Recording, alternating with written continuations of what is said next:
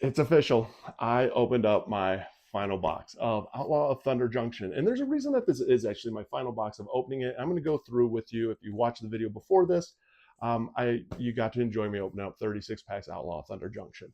And the one thing I should do share a lot about is I do open up like a booster box a week. It's my joy. This is my fun. And they're not usually more current sets. I do look at a lot of the older sets because to me, Magic is kind of going a little bit more downhill recently. So I like the fun of Magic and the playability and stuff. And this was one of those sets that had tons of playable cards.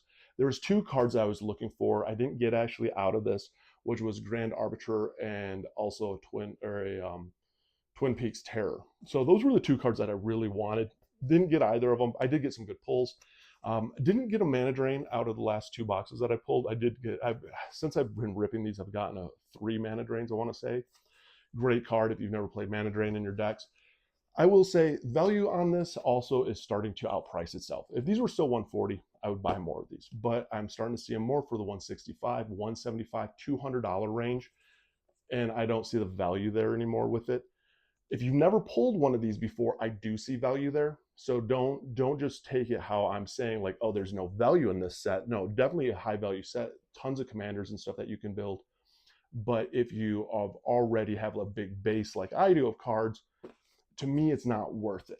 To anybody new to Magic, I would say this is worth it up to like 225 a box, just because of how many playable cards you're going to get, the dual lands.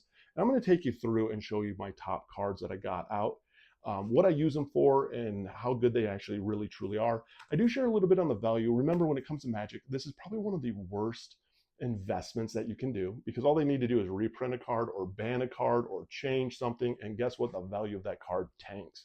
So always keep that in mind when it comes to Magic the Gathering. Make sure you're doing this for fun. So I'm kind of excited. Let me show you what my top pulls were, what my thoughts are of them. Comment down below what your thoughts are of Outlaw of Thunder Junction, or what's set out there right now you are tearing into. And if you're new here, my name is Eric. I go by Sobermtg. I've been sober since 7/25/17. Hit the like and follow button. I share a lot on Magic the Gathering because this is my hobby. This is kind of like my passion. Besides what I do for work, I really enjoy Magic, and I like to just share it with others. So let's check out these cards. So my top pulls out of this box, and I want to do my honorable mentions first. So honorable mentions, these uncommons I think are the best uncommons out of the set. So for when it comes to black, Forsaken Miner is a great card. It's only a 1 cost to drop, and Forsaken Miner can't block. Whenever you commit a crime, you may pay a swamp. If you do, return Forsaken Miner from your graveyard to the battlefield. Target opponents, anything they control, and or cards in their graveyards is a crime. So this is a great just recursion card. It's lots of value, I think, here. Return the Favor. Now, this card has just went down in value because they reprinted this in Strixhaven. This card did get up at one point. It was like $5 card. I think because of the spree on this, this card was so strong. It almost should have been a rare because I think this really gives Deflecting Swat a run for its money. I'm curious what your thoughts. But you got 2 red and 1 colorless. Copy target, instant, spell, sorcery, spell, activated ability, or triggered ability. You may choose new targets for the copy. And then if you actually have extra mana and you do another 1, you can change the target of target spell or ability with a single target too. So, I mean, that's the thing that I love, is that you can pretty much just kind of almost like duplicate yourself up on these. This is a great card here. I'm curious if you run it in your red decks. Value on it, though, again, has went down. Play-wise, though, massively still playable card for sure. So let's get into like the hits, because I did go through the hits out of this. We got, I want to say it was like 63 mythics and rares, which is awesome because you just don't get that anymore. So let's just go through what the top ones are. And this is also why I'm not getting a box of these anymore, if you actually want to know. If they were 140, I would still get a box because I was looking for Twin Peaks Terror, but it's just cheaper for me to buy a Twin Peaks Terror and also Grand Arbiter. So first one is Billy. Billy is always ranging right between $50 to $60. I have 4 Billies. One of them is in a deck, and then one is also a commander. And Billy's just awesome. I mean, landfall, 2/2.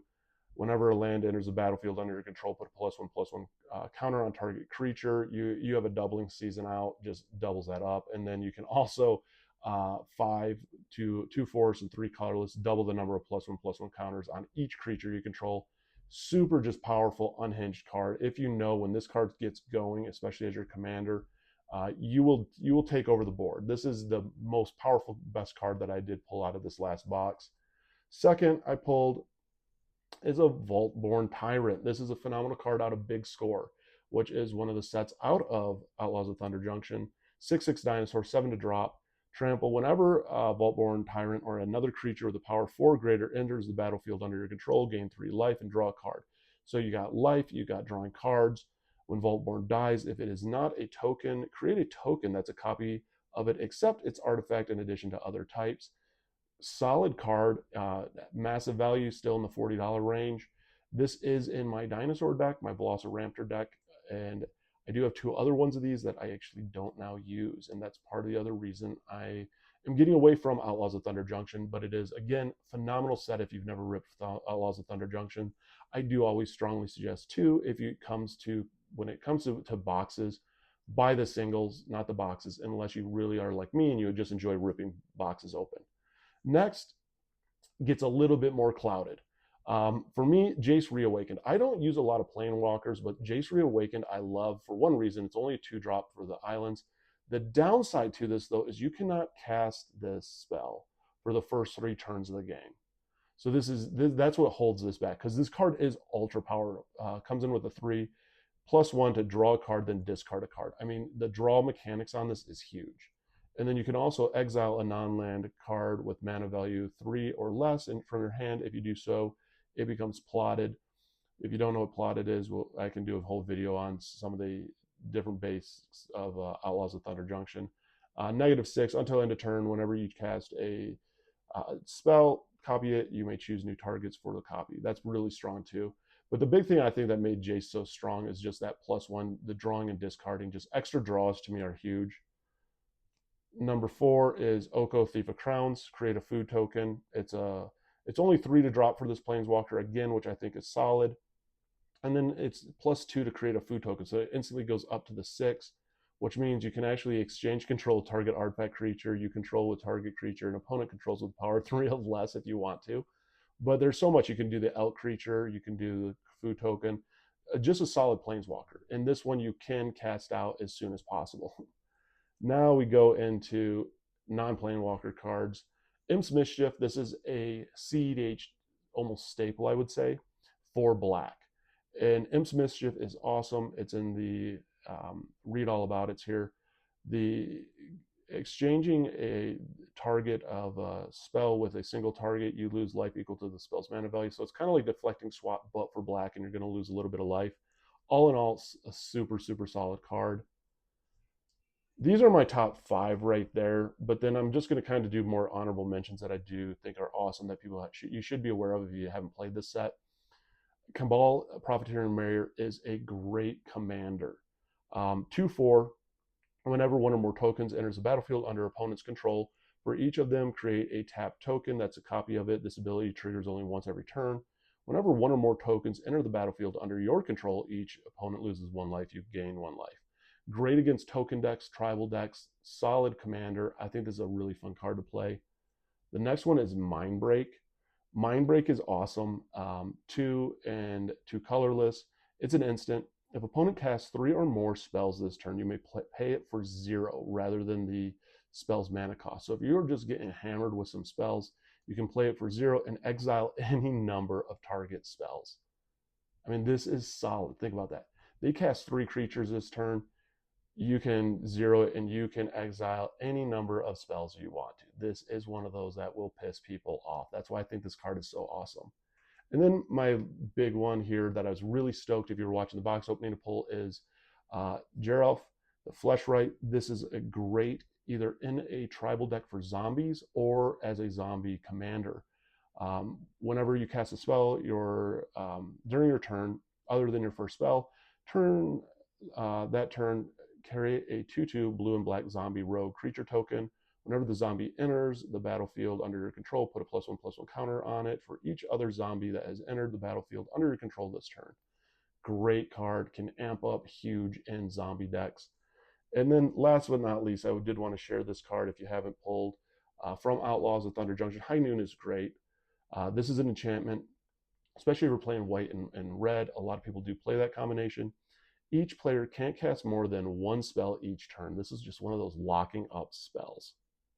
You can do 1 mountain and 4 sacrifice High Noon, which is awesome. So you can, if you get tired of High Noon like hindering you, you can actually sacrifice it, then have it deal 5 damage to any target.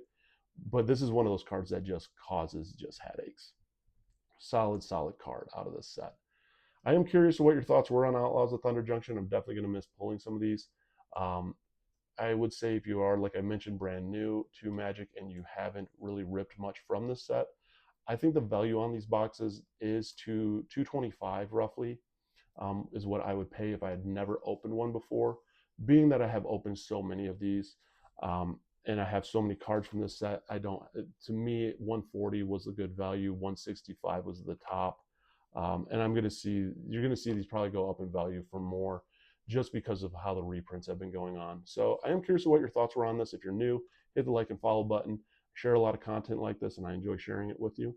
And it comes down to make sure you stay sober, keep having fun, be safe, and have some fun playing Magic. And that's what it's about. So until the next video.